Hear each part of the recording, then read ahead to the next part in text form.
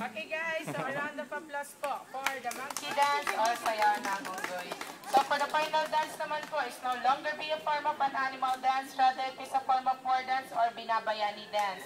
So whenever po misunderstanding arises in between two tribes, they normally send the young men into real fighting. But before sending them po, they perform this dance to ask guidance from their god called Apo na Malyari to give them a victorious fight or to somehow resolve the problem in a peaceful manner.